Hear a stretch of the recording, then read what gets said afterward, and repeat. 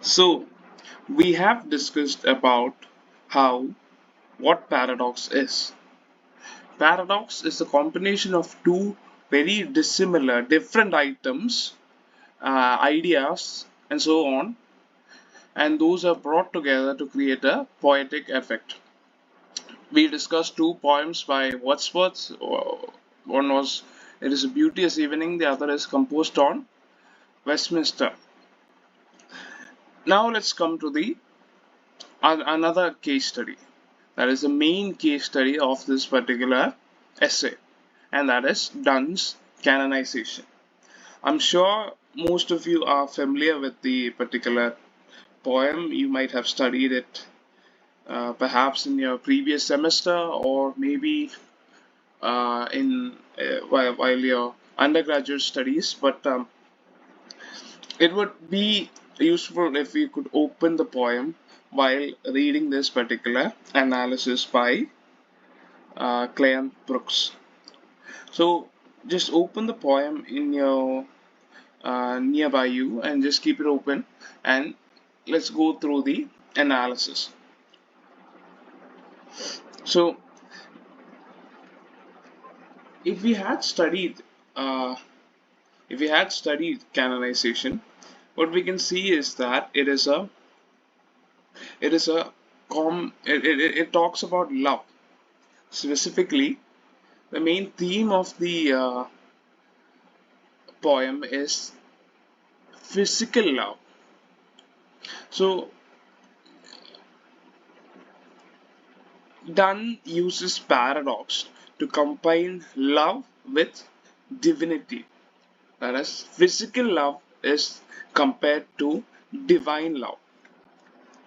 And this title, canonization is the process by which people become saints. Canonize ആകുക എന്ന് പറയുന്നത് സെയിൻഹുഡ് achieve ചെയ്യുക എന്നാണ് അതിൻ്റെ അർത്ഥം. So we can see that this process of love between these two couples, this couple, what we can see is that becomes analogous to the process of sainthood, achieving sainthood, the process of becoming eternal, the process of becoming divine. And the thing is, like, to the modern, according to Cleanth, to most modern readers, what we understand is that there's a struggle to understand such a paradox. That is, while reading this particular poem, we might come across two types of analysis. First one is that either he trivializes love, or the other one is that the second one is that he trivializes sainthood. But what we can see is that he does neither of those. Sainthood as well as love is held in high regard. None is a parody or a trivialization of the other. So let's look at the first stanza, yeah? The opening stanza. I'll just read it out. For God's sake, hold your tongue and let me love, or chide my plassy or my gout, my 5 hairy grey hairs or my ruined fortune flout. With wealth the estate, your mind with art improve. Take you a course, get you a place, observe his honour or his grace, or the king's real or his stamped face. Contemplate what you will, approve, will so you will let me love. So it is a very dramatic opening, right? For God's sake, hold your tongue and let me love. It is a very dramatic opening in which the speaker is asking one of his friends to just leave him alone and let him be in this relationship. You can criticize everything else, chide my plassy or my gout, my 5 grey hair or my ruined fortune. You could criticize my poor health. You could criticize my age. You could criticize my financial failures. So, gout എന്ന് പറയുമ്പോൾ it's a type of disease. 5 grey hair is referring to his old age, and ruined fortune is his poor financial status. So criticize all of these things, criticize all these material, secular things, but don't criticize my love. So he tells his friend to be concerned about these other things, but rather, so will you let me love? That is the final line. Just leave me alone, let me love. You could engage in many other things instead of criticizing my love. You could engage in getting rich, that is the king's stamp face, or getting into the court, that is the king's real face. Observe his honor or his grace, that is pray to God, or become successful in life. Take a course, get to your place, that is, get proper education, become successful, observe the king's stamp face or his real face. Either you become a courtier or you become rich. Just indulge yourselves in all these material things while allowing me to indulge in my love. So there is this contrast between love and the material physical world. That in itself is a paradox, because love here is equated with physical love. That is, I told you right. Love is equated with physical love. It is something that is less divine, yet it is treated as divine. So that is the initial paradox, and we can see that the opening line represents that paradox. That is, there is this contrast between physicality and non-physicality, but yet we can see that love is rather physical. In the second stanza, what we can see is that I'll just read it out.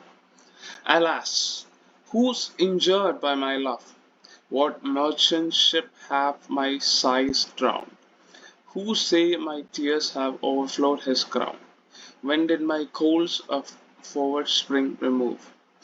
Why did the heats which my vein fill add one more to the plaguy bill? Soldiers find war, lawyers find out still litigious men, which quarrel move, though she and I do love. So the idea is that love is inconsequential to the practical real world. His love is a harmless indulgence. That is, love isn't something that ruins or brings any sort of destruction to the physical world. Rather, it is something that both the speaker, both the speaker as well as his lover engages in a very harmless manner. There is still war, there is still lawsuits. The world goes on as it is, but let me love. So what we can see is that this is a criticization of conventional Petrarchan imagery, and it moves its extravagance. The speaker's awareness of love's absurdity in worldly terms. So the thing is that his friend is critical of their love, but he is trying to inform his friend that his love poses a threat to no one. That is, his love is irrelevant to the particular world. Then let's look at the third stanza. Call us what you will, we are made such by love. Call her one, me another fly. We are tapers too, and at our own cost die. And we in us find the eagle and the dove. The phoenix riddle hath more width by us. We two become one are it. So to one neutral thing both sexes fit.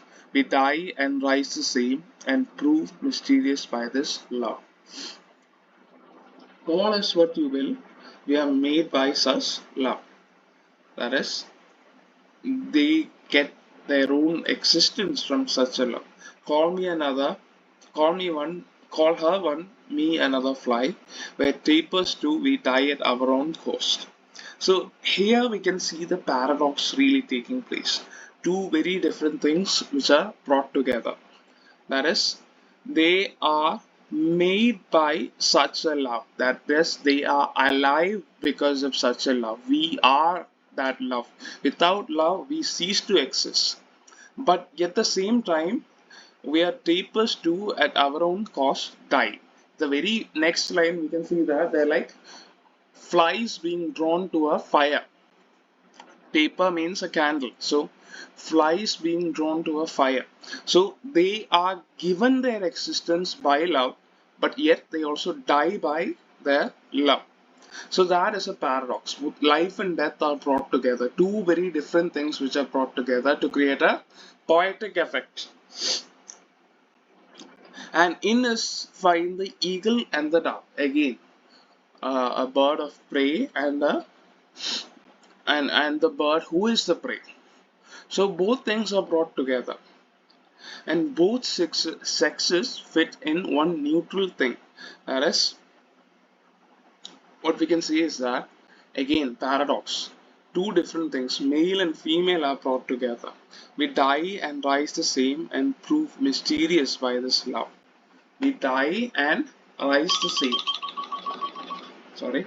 We die and rise the same and prove mysterious by this love. So death and life occurs simultaneously. So what we can see is that there is a lot of paradox within this line. They live by this love, yet they die by this love. Central paradox of the third stanza is this contrast between life and death, which are brought together to explain their love. We'll deal with the following stanzas in the upcoming classes. So this is it for today. Just go through all these lines and ask me if you have any doubts.